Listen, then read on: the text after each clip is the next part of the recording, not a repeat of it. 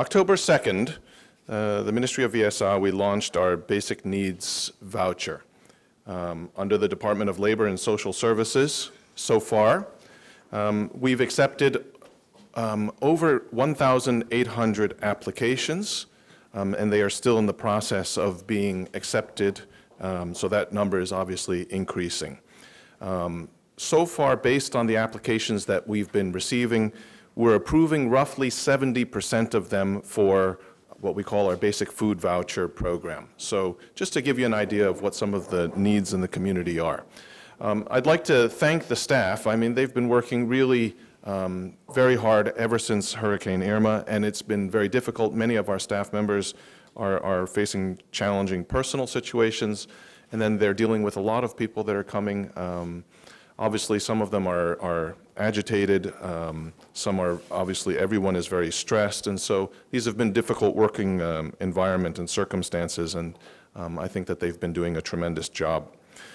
So we are planning on ending what we would call phase 1 of this program by the end of this week. That means that as of the end of this week, we will stop receiving applications here at the government building. Please, there's no need to make a rush for the government building. I think most of the numbers have already been handed out so that there is a more orderly fashion to those that are coming to apply for our basic necessities voucher. And what we'll be doing now is we'll be going into phase 2, which is more of a increasing our reach and relationship into the community. So we will be working together with credible community leaders, volunteers, organizations, religious entities, various nonprofits, non-governmental agencies, in a collaborative effort together with Community Development, Family and Humanitarian Affairs. So in other words, the Ministry of VSR is going to be working with credible community organizations, and they will assist us now with the application process. So they will reach out into the community to those that they feel that they know best and that they are comfortable, are in need, and then the people can fill out the applications with them, and then those applications will be sent to the ministry for processing. So needy individuals should identify and sort of touch base with their different community organizations, and we will begin working with them shortly as well. Keep in mind the ministry does have quite a backlog of applications we're still processing, so this will take a little bit of time. But this whole process of strengthening our relationship with the Ministry of VSR together with the different community councils is definitely a priority for the ministry going forward, and I recognize this is also something that Parliament has identified, and they're going to look at legislation in terms of how we can sort of strengthen the position of the different community councils. Thank you very much. Yesterday in our Council of Ministers meeting, I proposed, first let me clarify, there was quite some misunderstanding, I believe, in terms of what was or was not decided as pertains to the University of St. Martin in the Council of Ministers to date. As explained in previous press briefings and in press releases issued on this topic, we have been in constant discussion and deliberations with the University of St. Martin with the main goal of keeping the university open and mainly for the students and staff to be able to have continuity. The last meetings, we are still awaiting documentation that is necessary in order to prepare an advice. It is very easy for us to say, let us do this or let us do that. So in moving forward, there was no advice prepared by the organization because pertinent information, particularly as relates to the financial situation at the USM, was lacking. In order to request an increase in subsidy or even an injection, more information was needed. So therefore, no actual advice was presented in Council of Ministers. The discussion was held. We have discussion points. So questions coming out of that or misunderstandings leading from that, I understand may have happened in the past. But again, yesterday, seeing that we still lack the necessary information, I still brought up the point as another discussion point with the Council and was able to get an agreement from the Council that we would, after sitting, an agreement, a very, how do I explain that agreement? My colleagues can correct me if I'm wrong. But that agreement stems from the fact that the council agrees that, yes, we must do something, but that the responsibility still lies with the university to do also what they have to do. So as such, I was given an opening from the council to invite the university for a meeting. I must say that I also invited them over the weekend and on Monday. However, that did not take place. We will be, they have been invited to come back this afternoon once again for us to have a more serious discussion in terms of moving forward. No one wants the university to close, and we're willing to work with the university to make proposals, come to an agreement where what we need will be given and what they need will be given in the interest of the continuity of the university, higher education on St. Martin, and as we move forward and are in the process of completing or going through the process of working on our legislation in order to be able to regulate higher education. In the absence of that legislation, the subsidy ordinance can be used and is being currently used with the University of St. Martin. They continue to receive their subsidy on a monthly basis, regardless of the fact that they have not restarted classes as was expected on October 2nd with all of the other schools, and they will continue to receive that subsidy.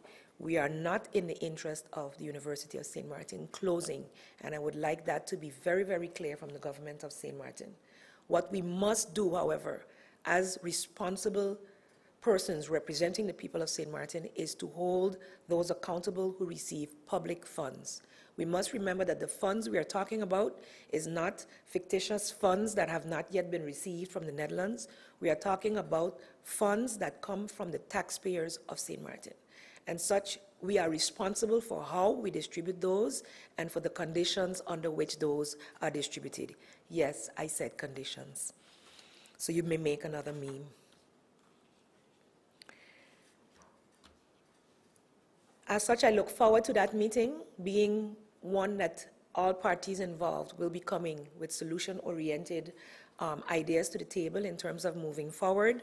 The department is working diligently on how we will be able to do this, and I look forward to being able to announce to the general public that a proper solution has been found prior to this deadline date of November 30th, by which all will be lost if we are not able to assist. Moving forward, I would like to remind the general public of St. Martin that our annual Thanksgiving ceremony will be held this Sunday, December 4th. The end of the hurricane season is tomorrow, thank God. For many, many years, we've been able to celebrate because we were not destroyed. We were not hit. We were not victims. This year, we will celebrate with gratitude that despite having been hit by one of the most devastating hurricanes that has ever hit this part of the world, we are still standing strong with an attitude of gratitude. That is the theme of our service, and we invite the general public to come out with us to celebrate this fact. Yes, we know there are still many suffering. We just heard from our colleague that many have, now the numbers are finally increasing. We're getting a better picture of those in need. Many are still without proper housing. They are living with family, they are living with friends. And last week, the Americans celebrated their Thanksgiving. And this week is our Thanksgiving. And we have a lot to be thankful for, despite what we have been through. Most of us still have life. There was minimal loss of life, not to diminish not even one life lost, because even one life lost is too much. But we give God thanks that despite that storm where many more could have lost their lives, we have survived. Not only are we surviving, 2.5 months later, almost 3 next week, we are moving forward. We are building back. We are fixing, and we will get there as a country. As I mentioned before, we will need all hands on deck.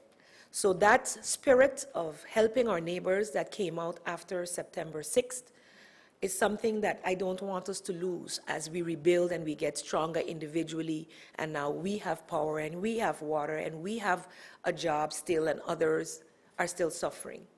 I implore all of us to, in this Thanksgiving period and moving forward, to continue to think about our neighbors, our friends, our families, and even those who we do not know who are still suffering. Come out to this Thanksgiving ceremony. We always worship together.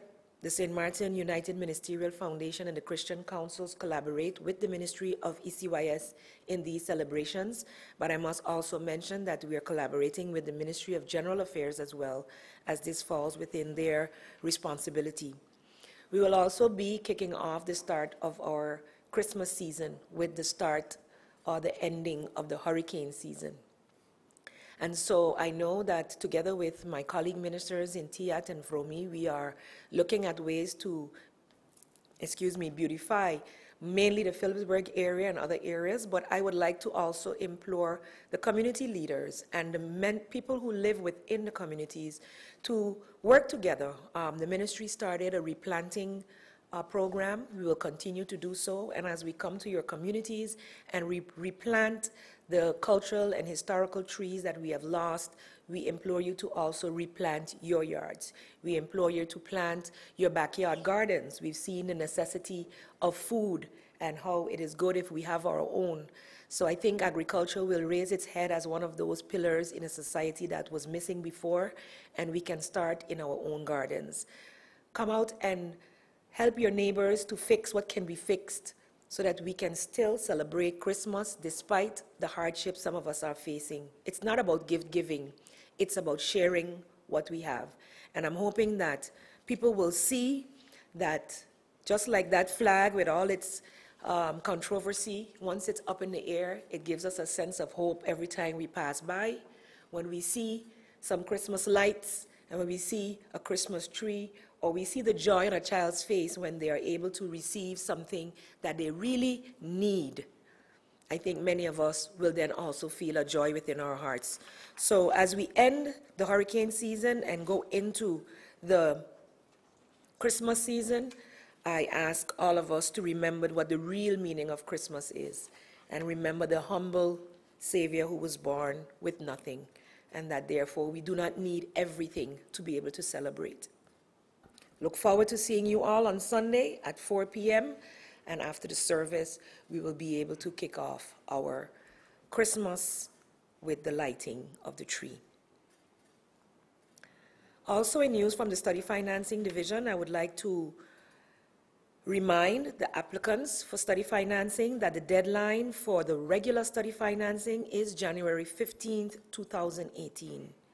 That the Studying in the Region project deadline is December 15, 2018. These are two completely different dates for two different, it says 18? December 15. I would have to recheck this because it's saying 218 and I can't imagine that it's 218. So I will double check with the division, and that for the study allowance for NEPA, which students are also allowed to apply for, those students attending or planning to attend NEPA, it is January 31st, 2018. So I will need to confirm, and then you can check on our page for the update on the deadline date for the Studying in the Region. All application forms are online on the website, so you can also find that information on www.studyfinancing.sx. Or persons can also download the Study Financing app, which is available in the Google Play Store and has been for quite some time. The application intake, the handling of the documents, takes place by appointments only. Once again, once you have downloaded your study financing form and had filled it in, you still must make an appointment to do the intake at the Division of Study Financing. All appointments can also be made on the website or via the website or the Study Financing app. So once again, you can find this information on www.studyfinancing.sx, as well as the Study Financing app, which is available via the Google Play Store. The important difference between the regular study financing and the Studying in the Region project is that our regular study financing is based on laws which state that only Dutch nationals may apply. The funding will start for that study as of August 2018, so the fall next year. That the duration for that study financing, the maximum is 6 years. That there is strict academic criteria which we uphold, and also via the priority list. The degrees you can receive are SBO levels 3 and 4, bachelor degrees or master degrees. All the documents remain the same. You may be able to place your study financing, the regular one, on hold. The amounts remain the same, and the priority list are used. With the Study in the Region project, you may apply even if you are a permanent resident of St. Martin, as well as a Dutch national. So in this case, permanent residents are also qualified. It's retroactive from August 1st, 2017 to January 2018. So that means that you may be able to start your spring semester with these funds, and that's why the deadline must be 2017, December 15, 2017. The duration is 1 semester, so minimally 1 semester, 1 year, or a maximum of 2 years before you can transfer to regular study financing. This Studying in the Region project, why the criteria was a little less strict, especially where nationality status is concerned, is that we have many students ending high school who have not acquired the Dutch nationality but have lived here all their lives, or whatever the case may be. And once they are 18, so if their parents have not done the due diligence to make sure that they have done what they had to do, the youngster at the age of 18 is then eligible to do the process for themselves. So in order to not have their studies broken up or stagnated, we allow them to do it via this medium, which is a Studying in the Region project. Of course, it has to be in the region, and if you're working on your documents, more than likely it would have to be St. Martin, because you cannot get gaps in your documents. And then once you have become a national of St. Martin, you've achieved the Dutch nationality, then you can then turn over to applying for the regular study financing. So that's why it's not like for a full term. It's usually 1 semester, 1 year, up to a maximum of 2 years duration that it's given for. The admissibility to the study program is used for the academic institution or the educational institution. You may be able to get certifications for this study, so you don't have to be going after big bachelor's and master's degrees, so you may get certificates. Via that Studying in the Region, you can also try to achieve SBO levels 1 through 4, including bachelor's and master's, so there's no restriction at all in that respect. And you may not place this study financing on hold. These are funds that we get via the Dutch government, and we have to give an accounting for those monies by, I believe, April or May of the following year. So these funds that we've received is from August to January. We expect to be able to disseminate those, and so study financing will be prioritizing those so that we can give the financial accounting to the Dutch government in how the funds have been used. And as I mentioned before, the amount is the same, and the priority list still applies as well. So I'm hoping with this information to have better informed those applicants who are interested, and implore them to visit our website as well as use the study financing app to be able to register as soon as possible, as the deadline for Studying in the Region is in just about 2 weeks. So thank you for your attention, and I look forward to any further questions. But I would like to start my session today with exactly that.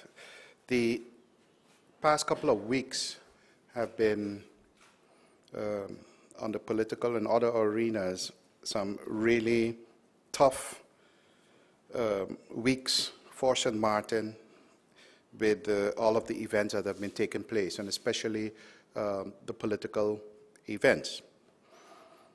This week, or the past week, we saw Prime Minister, the Honorable Mr. William Marlin, resigning, and resigning amidst of a lot of controversy on the political arena. I would like to say this, and I think on behalf of my colleagues also, we are all part of the Cabinet Marlin II, and in that capacity for the past 11 months, we have all done our utmost to serve the people of St. Martin to the best of our ability. That we made mistakes, yes. Where there is work being done, mistakes will be made. Could we have done certain things better? Yes. I'm sure we could have. Nevertheless, the situations reach where they are right now, and we have to move on. But before moving on, I would like to sincerely thank the Honorable Prime Minister William Marlin for the period that I was allowed to serve with him on his cabinet. We had a meeting, I think yesterday or day before yesterday, with the State Secretary, Council of Ministers, and during that meeting, my colleague, Minister Emmanuel, said something, and I'm going to paraphrase because I don't know if this was his exact words, but he said, when elephants fight, they trample the grass. And that is where the consequences where we are today, and the whole confusion that came around surrounding the hurricane. The hurricane itself caused tremendous damage to St. Martin, but the post-hurricane events equally, to the extent where we would be having possibly, once this caretaker government step down, we'll be having 2 other governments before we can get things back stable, because we'll be having an interim government, and after the elections, we would be having a government. So we would be, in a space of a couple of months, and a half year, we would have been dealing with 3 different governments. I don't see how that could be good for St. Martin or the people of St. Martin. Nevertheless, it has been a democratic process that has been followed. There would be those who agree with the process and those who would disagree with the process. So I'm sure that the discussions as to what led up to me being able to be introduced as the Prime Minister today, that those discussions will continue for some time to come. I think we have written constitutional history. As was already stated, a situation like this never took place nor in the Netherlands nor in the Caribbean part of the kingdom.